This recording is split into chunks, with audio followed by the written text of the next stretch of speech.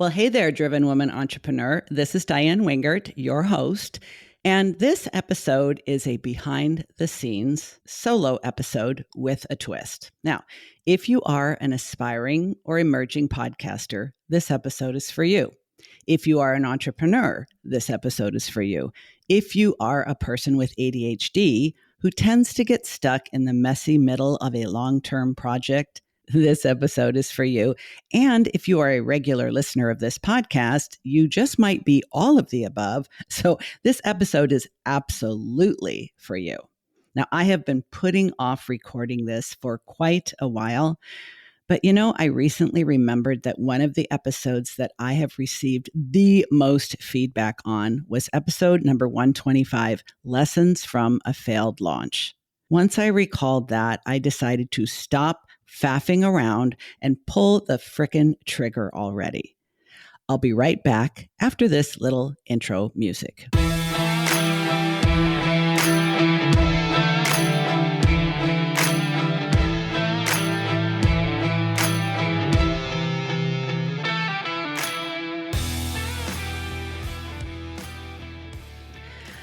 Whew. Okay, here we are.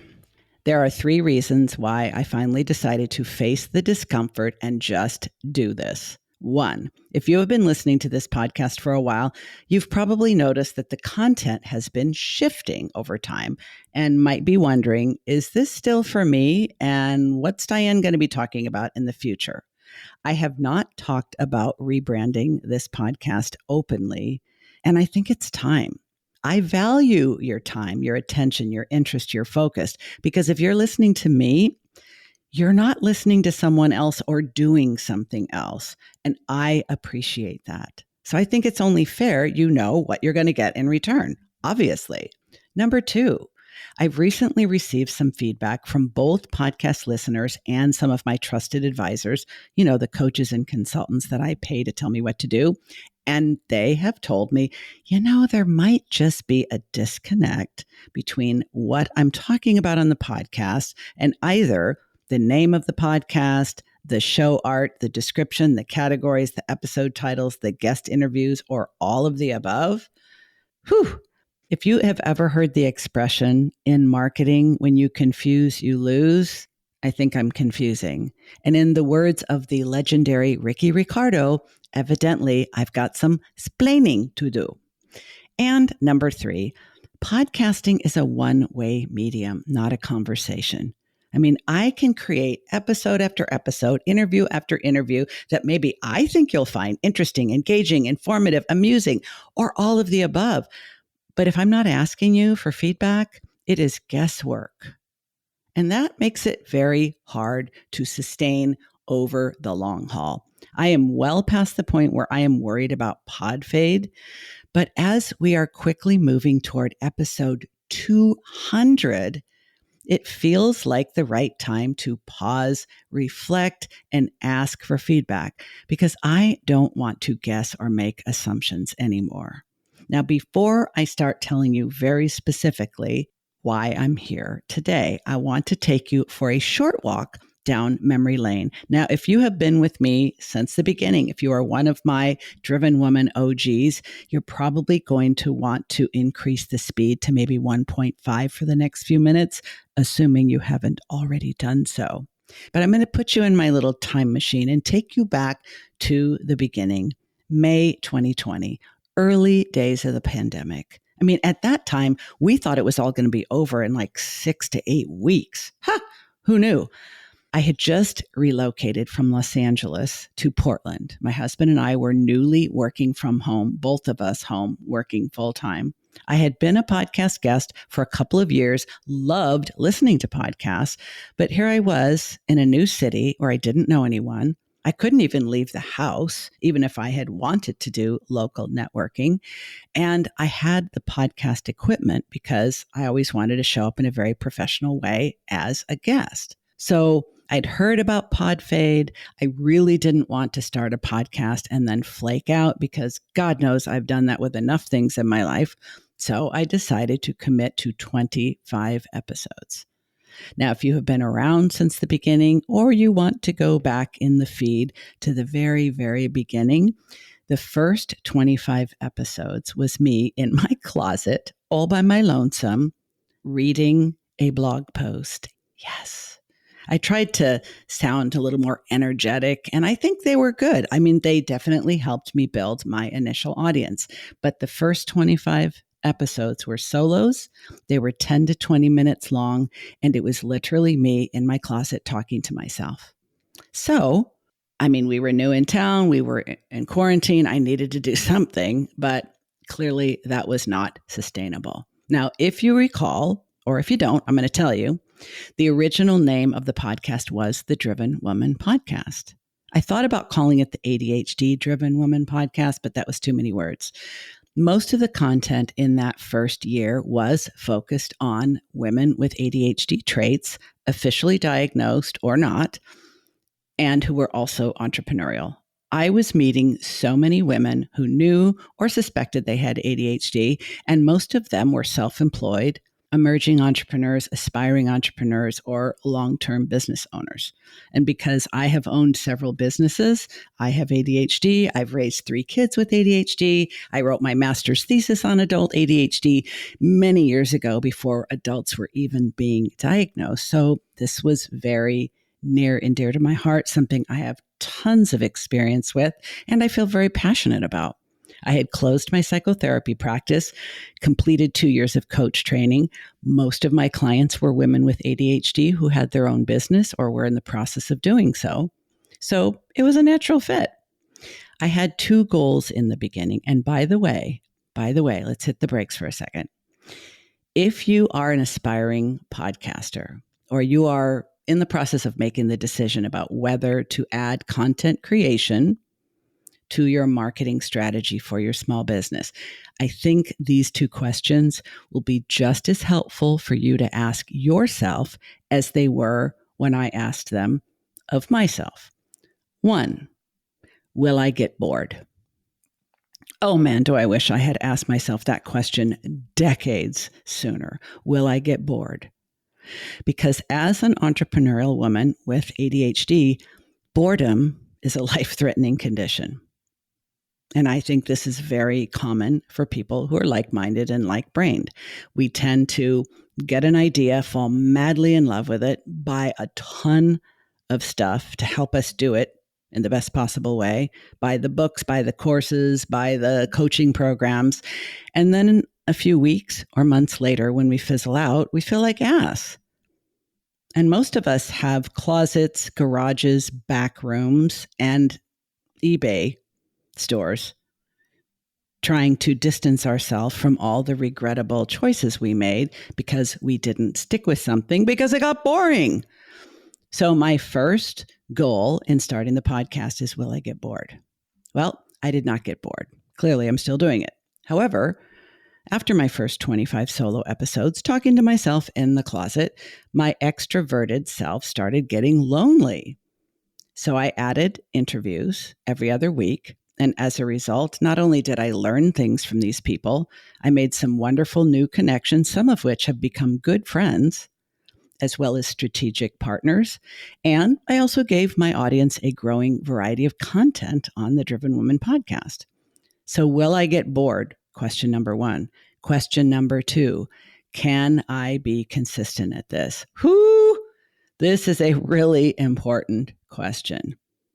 And it's frankly something that causes folks like us an awful lot of suffering, because being consistent is a genuine challenge for anyone who identifies with ADHD traits.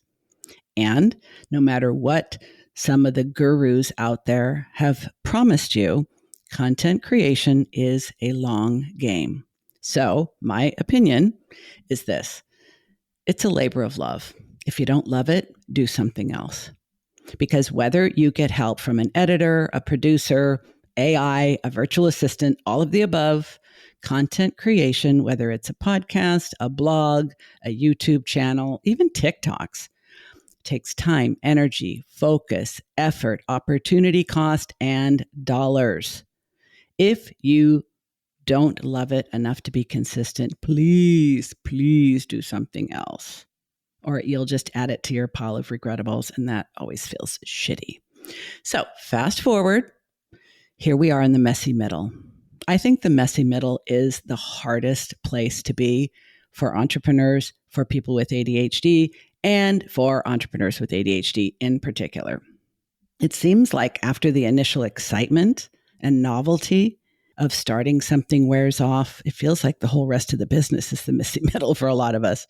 But as time went by and my podcast matured and my business matured, I came to realize a few things.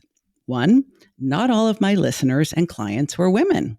Now, in case you are wondering, I work with all genders and enjoy doing so. I've been marketing exclusively to women.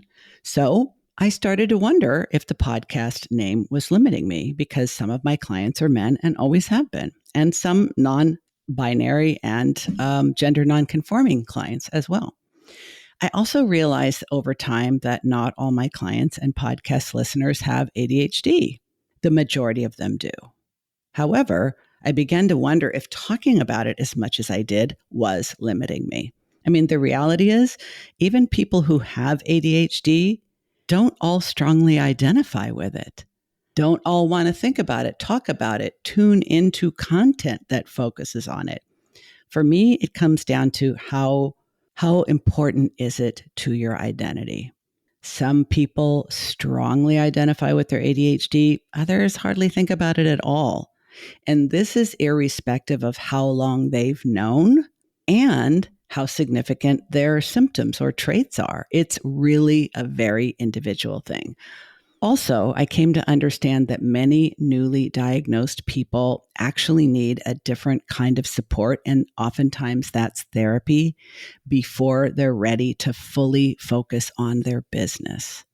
And even though I've been a therapist, I am no longer functioning as a therapist. So that started to feel a little bit conflicting for me, that I was attracting an audience of people who were newly diagnosed who really needed to address issues related to the diagnosis before they were really ready to address the issues of how the diagnosis shows up in their business. And because I still operate with the same level of ethics and integrity that I had as a therapist, I started to feel like there was a disconnect between the people that I was attracting and the people that I felt I was best able to help and work with and serve. So I started questioning, do I need to rebrand the podcast? Do I need to make changes? What kind of changes do I need to make? Over a year ago, and it may even be a year and a half ago because of, time optimism, the artist formerly known as time blindness. I just like the more positive spin. Anyway, I was working with a podcast consultant at the time, and they recommended that I change my categories, which at that time were self-improvement and mental health. And I changed my categories to entrepreneurship and business. At that time, I also added the word entrepreneur to the title, but you'll notice I did not change the cover art. I really do like that photo. I've gotten so much positive feedback on that title, but I got to be honest, in full transparency, I don't look like that anymore. That picture is almost 5 years old. I wish I still had those biceps. I don't really want to go on any further. It's really very sad. So where are we now? We are at the now and the next. And here's where you come in. I am almost 200 episodes in, and I can hardly believe it, but in just 4 months from now, we will be celebrating our 4th podversary. Now, I probably should have done this sooner, meaning recording this episode and sharing it with you, but I have a long history, I'd say a painfully long history of being stubbornly self-sufficient and at times looking for help in all the wrong places. Now, I have been noodling on this for months, brainstorming with some of my biz besties, doing some market research, having some informational interviews with current and past clients. But I've also been, frankly, kind of waiting for clarity to strike me like freaking lightning. It's not happening. Till I realized, isn't it perfectly obvious that the people I should be asking about the future of the podcast are the ones who are actually listening to it? Duh. So that's what I'm doing. I'm asking you. I'm going to be linking in the show notes to a Google form. I promise it will not take you more than 3 minutes to complete unless you have a lot of ideas You are particularly generous with your ideas, and you have literally just been waiting for me to ask so you can unload your brilliant rebranding concept on me. I'm here for it. I hope there's enough room in the little drop-down box. Listen, I just want you to be involved in the process because, after all, I am making this podcast for you, the listener. I'm not making it for me. There's plenty of other things I could be doing with my time. And I realize that I have been making assumptions about what you want and what you need instead of just inviting you to tell me. It's really kind of rude. Sorry. But two things I know for sure. Thing one and thing two. That's kind of like, who's the book that has thing and one, thing and two? Oh yeah, Dr. Seuss. Okay, thing one and thing two. One, I am committed to podcasting. I have not just put you through this whole long dialogue to tell you, so since I don't know what I'm doing, I'm going to quit the podcast until further notice. No, I am committed to podcasting. I love being a guest, and I love hosting my own show. It will continue. Thing two, I'm at an inflection point in both the podcast and my business, and I have accepted that I need input in order to determine decisions and my course of action from here. I love options, so I want to give you several different ways that you can share your feedback with me. And I just want to tell you, I appreciate you being part of my podcasting journey so far. And I hope you will want to continue long into the future. And giving me your feedback now in one of these ways I'm about to tell you is the best way to ensure that if I've ever met your needs through this podcast before, I will meet them more strategically, more intentionally, and more faithfully in the future. But I got to hear from you. So here are your options. Number one, Google form, link in the show notes, 3 minutes, unless you do the whole brilliant download thing. I'm hoping someone will. Okay. Also, you could DM me on LinkedIn or Instagram if we're connected there. If we're not connected, send me a connection request and then DM me. Or if you're kind of old school, you can send me an email, Diane@DianeWingertCoaching.com. And because my first name has a bit of a funky spelling, I've linked to that in the show notes as well. And if you want me to hear what your voice sounds like, because you clearly know what mine sounds like, you can also leave a recorded message on my website, Diane Wingert Coaching. There's a speak pipe widget there, and you can leave up to 90 seconds. And if that's not enough, just call back. I'm going to link to all of these in the show notes. If you decide to give me feedback, I want you to know how much I appreciate it. So I'm thanking you in advance. And just maybe, my parting thought, maybe this episode can be a small lesson to you as a fellow entrepreneur, a human being with ADHD, a creative person who is working hard to make something of value and to have an impact in the world. Someone who knows they are brilliant, but sometimes struggles with uncertainty or doubt. And instead of continuing to do that on their own, they have the audacity to ask for help. It's something I would like to do more of in the future, and maybe you would too. Those are my parting thoughts. I can't wait to hear from you, and thank you for being along for the ride.